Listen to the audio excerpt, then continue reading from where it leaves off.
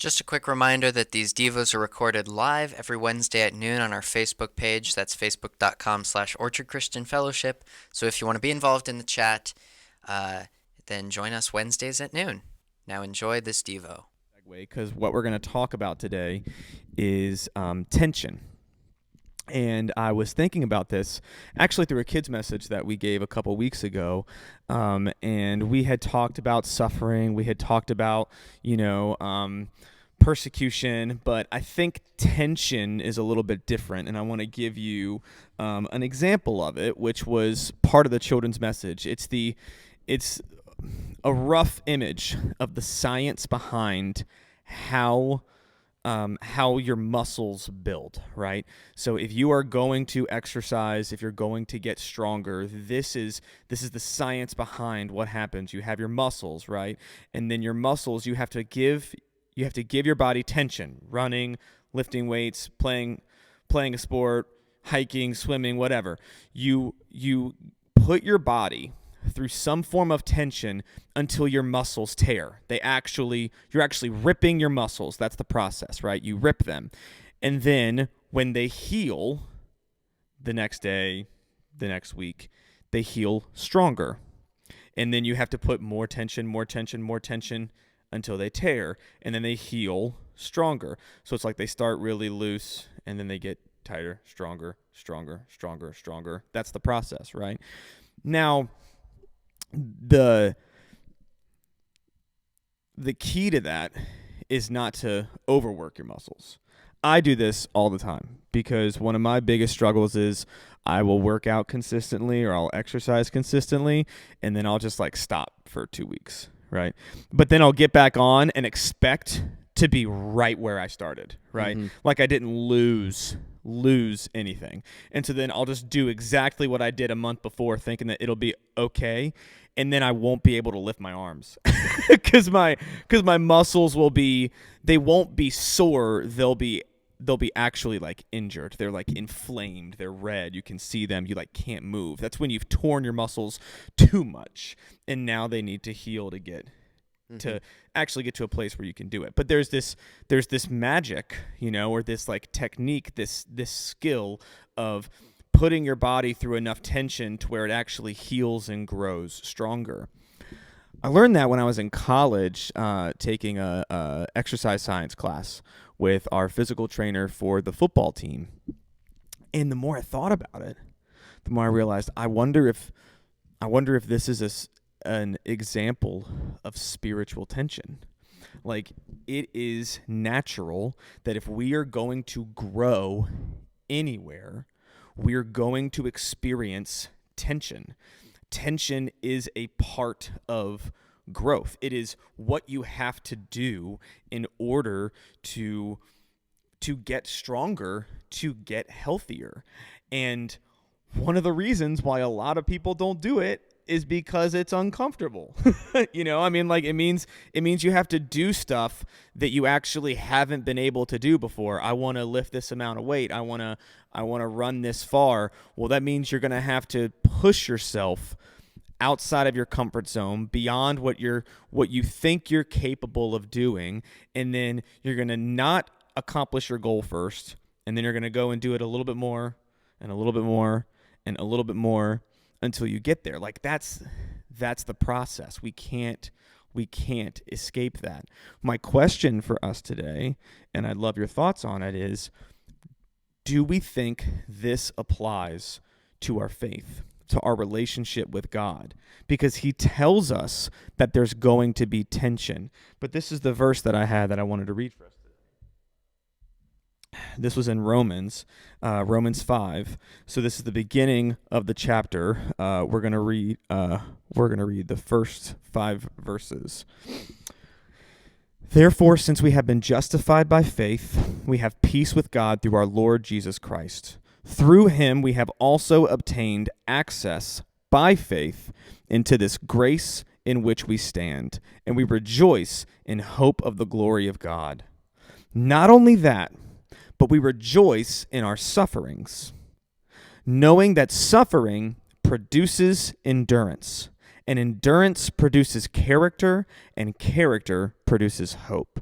And hope does not put us to shame, because God's love has been poured into our hearts through the Holy Spirit who has been given to us. So Jackson, what are your thoughts on tension causing growth? Does that apply to our faith? I think it definitely applies to our faith. But whereas the only way really to get stronger, in in physical form is through tension, I don't think necessarily that's the case. I don't think tension is the only way you can grow in your faith, but I think a big part of growing in your faith is tension. And tension definitely leads to growth. It's just Yeah, I like that. Like that's kind of where we have all these illustrations and parables and ways to try to define or make sense of our faith, and illustrations will always fall short, right? Because we're trying to describe naturally something that is supernatural. Mm-hmm. So, that might be where the analogy of working out to faith falls short, because it doesn't just mean if you really want to grow in your faith, you just have to suffer all the time, right?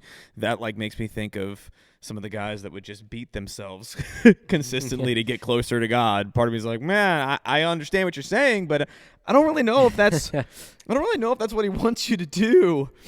So yeah, okay, really, I like that. I like that point that it's not that it's the center, it's not that it's everything that you do, but maybe it changes our mindset. Because what this verse shows us is that suffering, tension produces things. And what I realized was it wasn't necessarily that it was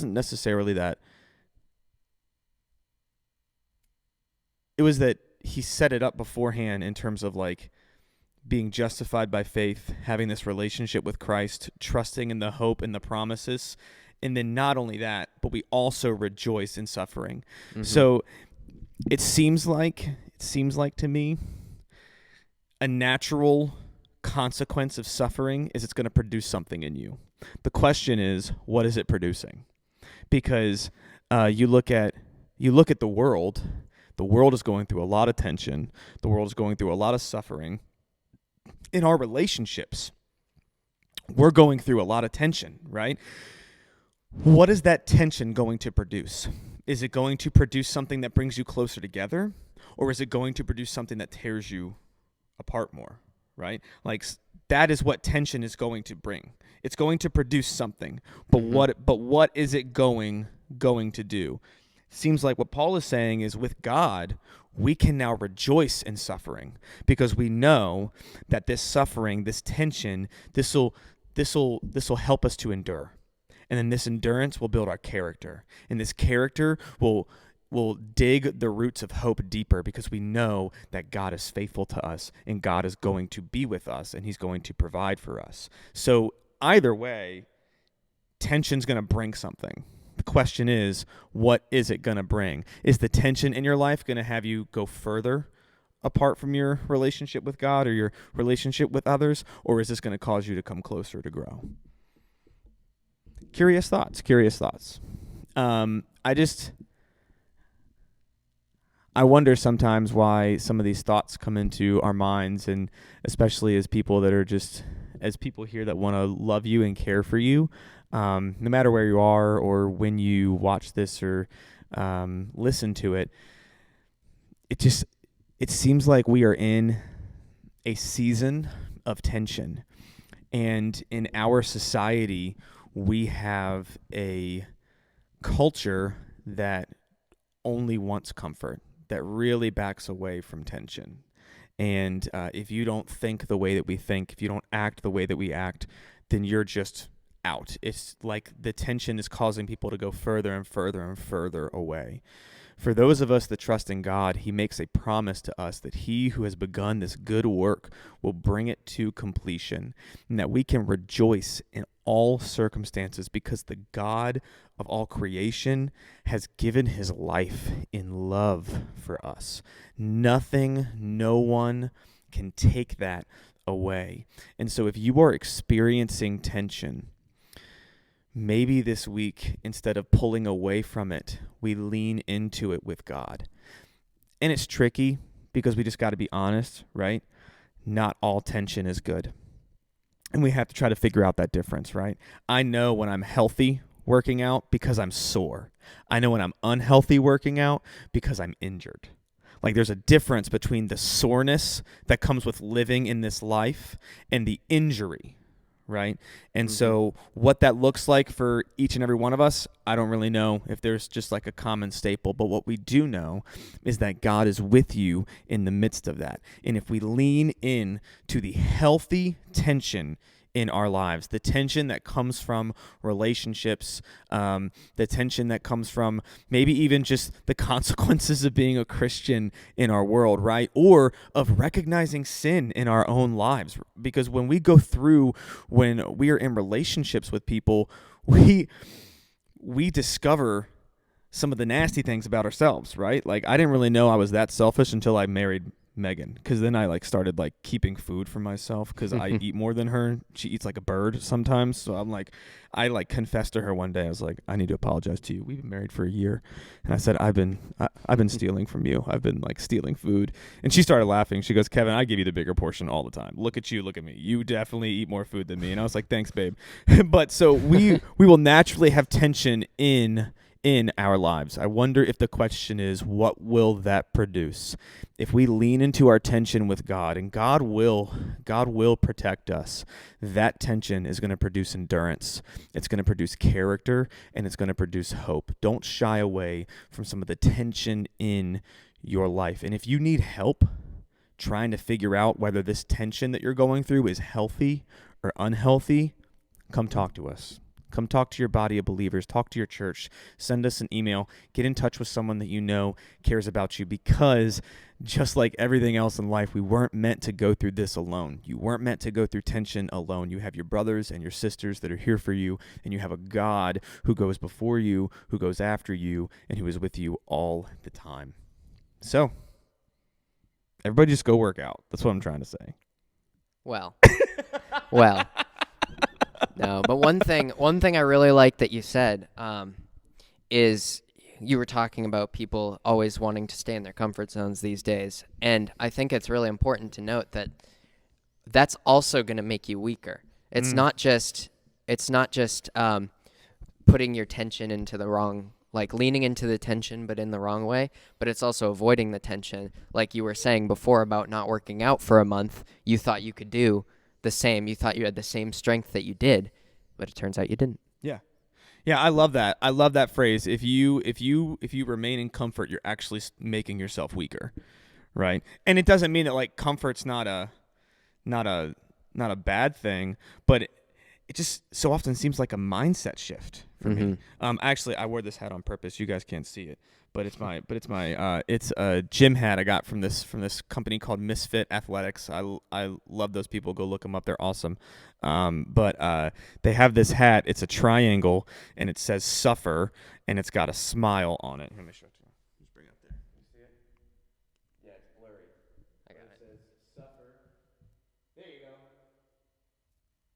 So it looks like a road sign, but it just says "Suffer" on it, and then it's got a smile.